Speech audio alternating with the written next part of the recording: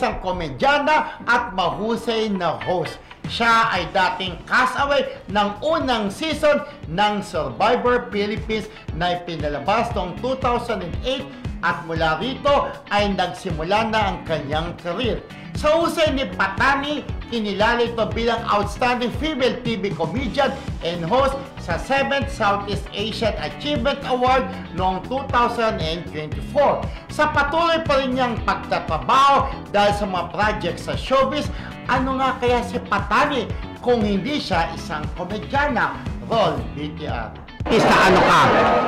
Kung hindi ako artista at this moment, panigurado. Kung hindi ako negosyante, newscaster ako, yes.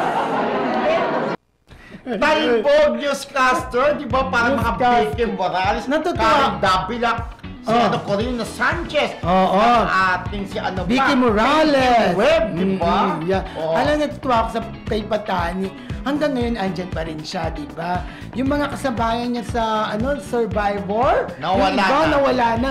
Pero si Patani, andyan pa rin siya. Nagbibigay ng aliw. Di ba, baby girl? Yung kasama siya doon sa pelikula na Ang aking mga anak. Ang aking mga anak, kasama doon si Patani. Tapos, kung di ako nagkakamali, BFF ba, nalungkot lang ako. Kasi, bakit? meron isang segment ng It's Showtime na yung mga hindi masyadong kaganda mga babae. May segment silang ganon.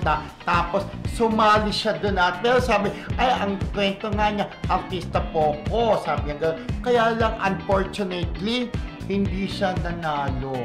Kaya tukinta, Patani na siya. Kahit pa paano kilala na ng marami. Pero yung pag-join niya doon sa contest na yun, lost in space siya. Nakakalungkot lang. Pero ayun po, may bago pong pelikula si Patani, di ba?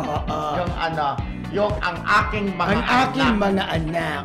So, kung hindi daw siya businesswoman, newscaster siya. Siguro magaling naman siya magsalita eh. Siguro kaya niya, di ba? Parang si Charmaine yan. Alam mo si Patani, di ba? naging rin na, galing din sa talaga sobrang hirap din na pamilya si Patani. Pero, tignan naman natin siya ngayon, di ba? At saka yung pananaw niya sa buhay kasi positibo. Dapat ganun po. Kaya laging good vibes lang lagi. Positive ang outlook sa buhay. Corrected by. Go. Parang tayo, di ba? Positibo. Yes, ganun lang tayo, di ba? Kaya ang sesayada, parang walang problema kahit may problema. Yes. Diba? Parang si Nova Villa, di ba? Tita Nova pala.